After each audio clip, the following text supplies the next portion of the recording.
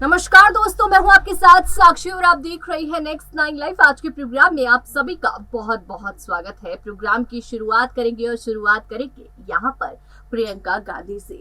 जी हां, कांग्रेस इस वक्त जहां राहुल गांधी अपने भारत जोड़ो यात्रा में व्यस्त हैं, सोनिया गांधी अपने पद से बिल्कुल फ्री हो चुकी हैं, तो अब बची है प्रियंका गांधी, जो गुजरात चुनाव के वक्त किस तरह से विपक्ष पर कटाक्ष करना है वो बोल रही है। देखने को मिला कि राजस्थान के मुख्यमंत्री अशोक गहलोत ही बार बार गुजरात चुनाव के बीच बीजेपी पर, आम आदमी पार्टी पर हमला बोलते हुए नजर आए, लेकिन इस बार प्रियंका गांधी सामने आई, पूरा वीडियो सामने आया कि किस तरह से माफ कीजिएगा, भारतीय जनता पार्टी पर, प्रधानमंत्री नरेंद्र मोदी पर हमला बोलना है। आपको बता दें कि प्रियंका गांधी ने यहाँ पर पेंशन के मुद्दे को लेकर, बेरोजगारी के मुद्दे को लेकर और न जाने युवाओं से रिलेटेड कितने मुद्दे को लेकर बीजेपी पर हमला बोला और बीजेपी की पोल खोलकर रख दी। साथ ही आपको बता दें कि प्रियंका गांधी जिस तरह से यहाँ पर आई है गुजरात चुनाव पे, अपना जो है यहाँ पर किसी तरीके से कैसे हाथ रखना है, कैसे गुजरात चुनाव में कांग्रेस को लाना है, कोशिश कर रही है। इससे पहले अशोक गहलोत ने इसी मुद्दे पर आरोप लगाया था प्रधानमंत्री नरेंद्र मोदी पर। उनको लेकर एक मुहावरा दिया कि ये पेंशन जो लागू नहीं कर रहे, पुरानी पेंशन को लेकर जब राजस्थान में बात थी तो मुझसे किसी ने नहीं कहा और मैंने खुद से वहां पर पुरानी पेंशन जो है वो लागू कर दिया। लेकिन बीजेपी ने देश में अब तक पुरानी पेंशन लागू नहीं किया, जो कि लोगों को जरूरत है, और यहाँ पर लोगों के आगे बीजेपी की तरफ भड़काने की पूरी कोशिश की। साथ ही आपको बता दें कि यहाँ पर जिस तरह से यहाँ पर पूरी कोशिश प्रियंका गांधी कर रही है कांग्रेस को वहां पे लाने की, तो आपको बता दें कि इस वक्त गुजरात चुनाव में आम आदमी पार्टी अपने खास प्रचार प्रसार करके उन्होंने अपना खास रिस्पांस दिया और गुजरात की जनता ने भी यहाँ पर अरविंद केजरीवाल को एक अच्छा रिस्पांस भी रिटर्न में दिया है। साथ ही आपको बता दें कि जिस तरह से गुजरात चुनाव में भारतीय जनता पार्टी अपने प्रचार प्रसार के लिए कोशिश कर रही है, आम आदमी पार्टी पूरी कोशिश कर रही है, कांग्रेस पूरी कोशिश कर रही है, लेकिन इसी बीच आज भारतीय जनता पार्टी ने अपने उम्मीदवारों की एक लिस्ट जारी कर दी है, जहां हार्दिक पटेल का नाम, रविंद्र जडेजा की पत्नी का नाम और कई नेताओं के नाम आए हैं, उन्हें टिकट मिला है। तो गुजरात में कौन कहां से चुनाव लड़ेगा, ये टिकट तो मिल गए हैं, लेकिन अब यहाँ आम आदमी पार्टी और कांग्रेस पूरी तरीके से बौखला गई है कि अगर भारतीय जनता पार्टी ने इतने अच्छे नेताओं को यहाँ पर मौका दिया है तो हम यहाँ पर किसको मौका दें। तो यहाँ पर दूसरी पार्टियां जो है वो थोड़ी सी टेंशन में आ गई है कि आखिर अगर ऐसी चीज चलेंगी तो हमें मौका कैसे मिलेगा। साथ ही आपको बता दें कि प्रियंका गांधी ने जिन तरह से इन मुद्दों पर बात की है, देखने वाली बात होगी क्या उनके इस भाषण से जनता को कोई फर्क पड़ेगा, क्योंकि जनता जानती है, और खास करके गुजरात की जनता। आपको बता दें 25 से 26 साल से गुजरात में भाजपा जो है वो राज कर रही है, लोग राज करने भी दे रहे हैं, लेकिन जब जनता को और कोई ऑप्शन मिला, यहाँ पर अरविंद केजरीवाल का ही कहना है कि उन्हें ऑप्शन मिलना चाहिए और हम उनके लिए ऑप्शन बनकर आए हैं, तो यहाँ पर उनको कुछ सोचना चाहिए। ये भी बताया कि क्या फैसिलिटीज वो प्रोवाइड कर रहे हैं। तो यहाँ पर अरविंद केजरीवाल का ये निशाना, ये जो तीर लगा है, कितना सफल होता है वो तो दिसंबर में ही पता लगेगा। फिलहाल चुनावों का दौर है, यहाँ पर पूरी कोशिश हर पार्टी की तरफ से है। फिलहाल आपको ये वीडियो दिखाना चाहेंगे प्रियंका गांधी की, वो वीडियो जहां उन्होंने हर मुद्दे पर भाजपा की पोल खोलने की कोशिश की है। इससे पहले अशोक गहलोत ने पूरी कोशिश की थी, नाकाम रहे, क्योंकि उसके बाद हिमाचल से पीएम मोदी ने सामने आकर कांग्रेस के चिट्ठे, काले चिट्ठे, इतने सालों से सत्ता रहने के बाद भी क्या किया, किस तरह से उन्होंने ऐसी चीजें दिखाई जो कि जनता के लिए नहीं थी, बेवफाई की, उस चीज के बारे में बताया। लेकिन यहाँ पर प्रियंका गांधी क्या बोली है भाजपा को लेकर, चलिए सुनते हैं और देखते हैं वीडियो। कर सकता है, आजकल की राजनीति बहुत बदल चुकी है।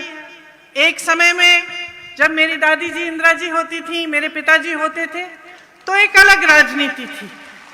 यहाँ पे जो बुजुर्ग बैठे हैं, शायद जब घर पे बैठकर आप चर्चा करते हैं तो आप यही बात करते होंगे कि दुनिया कितनी बदल गई है, राजनीति कितनी बदल गई है और कैसे बदली है। इस पर मैं 2 मिनट आपका समय लेना चाहती हूँ।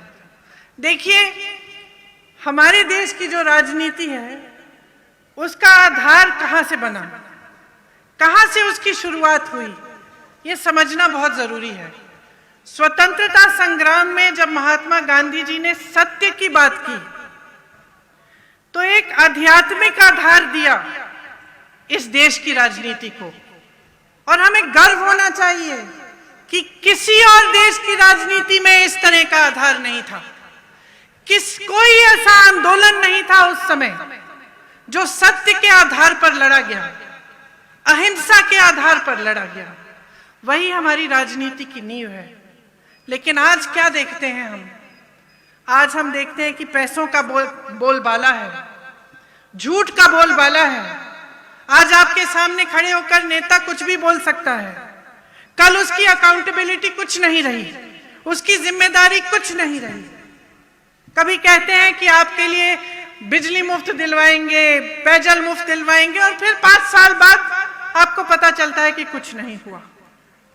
तो एक माहौल बन गया है, मीडियाबाजी बहुत होती है। आप टीवी चलाते हैं, इश्तिहार देखते हैं तो ऐसे लगता है कि तमाम काम हो चुके हैं आपके प्रदेश में, लेकिन असलियत कुछ और है।